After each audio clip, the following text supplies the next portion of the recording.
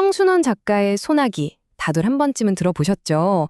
오늘은 이 정말 아름답고도 애틋한 이야기 속에 숨어있는 첫사랑의 신호들, 그 상징들을 같이 한번 파헤쳐볼까 합니다. 자, 본격적인 이야기에 앞서서 질문 하나만 던져볼게요. 요즘이야 마음에 들면 DM 보내고 카톡 보내고 하잖아요. 근데 스마트폰이 없던 그 시절엔 과연 어땠을까요?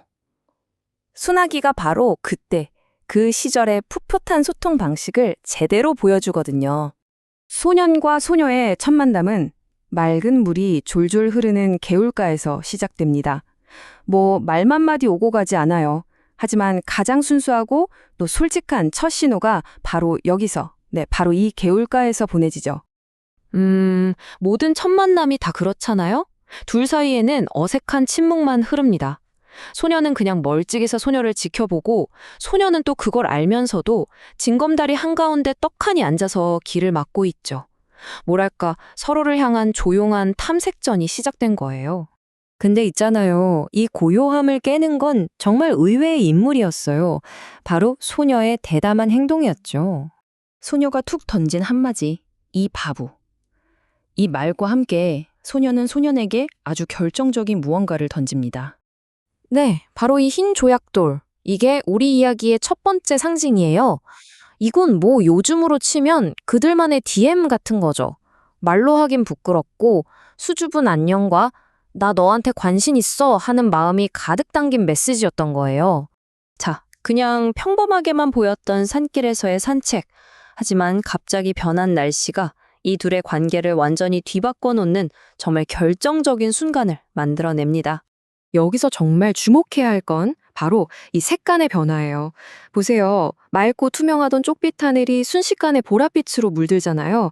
이건 그냥 비가 오려나 보다 하는 단순한 날씨 변화가 아니에요. 앞으로 다가올 사건의 어떤 강렬함, 그리고 어쩌면 비극적인 분위기까지 암시하는 아주 중요한 문학적 장치인 거죠.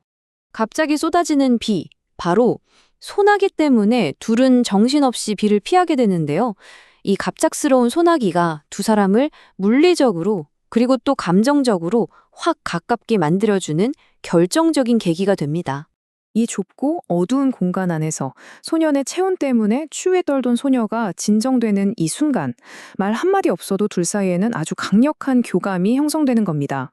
바로 이 지점에서 소나기라는 제목의 이중적인 의미가 정말 탁월하게 드러나요. 두 사람의 사랑을 싹트게 한, 촉매제 같은 역할을 하면서도 동시에 한여름 소나기가 금방 왔다 사라지는 것처럼 이들의 시간도 아름답지만 결국은 비극적으로 짧을 거라는 걸 암시하는 거죠. 정말 대단하지 않나요? 자, 소나기는 그쳤습니다. 하지만 그날의 그 순간은 예상치 못한 결과를 가져오죠. 그리고 애틋하지만 끝내 전해지지 못할 마음들이 서서히 드러나기 시작합니다. 시간이 좀 흐르고 다시 만난 소녀의 얼굴이 너무 창백한 거예요. 알고 보니 그날 그 아름다웠던 소나기를 맞고 병을 얻게 된 거죠. 참 안타깝죠? 소녀가 자기 분홍 스웨터에 남은 검붉은 얼룩을 보여주면서 이렇게 말해요. 그런데 그날 어디서 이런 물이 들었는지 잘 지지 않아. 이건 마치 소년과 자신만이 아는 그날의 비밀을 확인하려는 듯한 아주 잔망스럽고도 애틋한 질문이죠. 바로 이 지점이 정말 중요해요. 소녀는 그제야 깨닫죠. 이게 그날 불어난 개울을 건널 때 자기가 소녀를 업었던 등에서 묻은 흙탕물이구나. 이 얼룩은 단순한 흙자국이 아니에요. 두 사람이 함께한 시간, 그 기억의 증표이자 둘만의 비밀스러운 기념품 같은 거죠.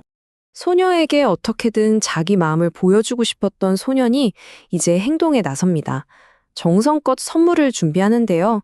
하지만 결정적인 순간에 이 소년의 서툰 마음과 수줍음이 결국 안타까운 엇갈림을 만들고 맙니다. 스스로를 바보라고 자책하면서요. 그리고 결국 소년이 부모님의 대화를 우연히 엿듣게 되면서 이야기는 가장 가슴 아픈 결말을 향해 달려갑니다. 바로 소녀의 마지막 소원에 대한 이야기였죠.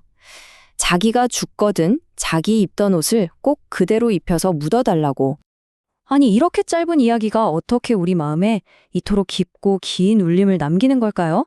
자, 마지막으로 지금까지 이야기했던 이 상징들이 어떻게 하나의 커다란 의미로 엮이는지 한번 깔끔하게 정리해 보겠습니다. 자, 보세요. 흰 조약돌, 소나기, 스웨터 얼룩, 그리고 끝내 전해주지 못한 호두까지. 이 평범해 보이는 사물들이 사실은 소년과 소녀의 모든 감정을 대신 말해주고 있었던 거예요. 말로는 다 표현할 수 없었던 시작의 설렘부터 정말 애틋했던 마지막 그 순간까지 모든 게 바로 이 상징들 안에 고스란히 담겨 있는 거죠. 결국 소나기가 우리에게 말하는 건 어쩌면 우리 모두가 겪었거나 겪게 될 보편적인 경험에 대한 이야기예요. 마치 한바탕 쏟아지고 지나가는 소나기처럼 짧을 순 있어도 그 스웨터의 얼룩처럼 평생 지워지지 않는 선명한 흔적을 남기는 바로 그런 첫사랑의 기억에 대한 이야기인 거죠. 이 이야기가 우리에게 마지막으로 던지는 질문은 이겁니다. 여러분의 삶에는 어떤 흰 조약돌이나 스웨터 얼룩이 있나요? 아주 작은 사물인데 그 안에는 정말 거대한 기억이 담겨 있는 그런 것 말이에요. 어쩌면 우리의 가장 소중한 기억들은 거창한 사건이 아니라 이렇게 우리가 간직한 작고 소박한 상징 속에 담겨 있는 건 아닐까요?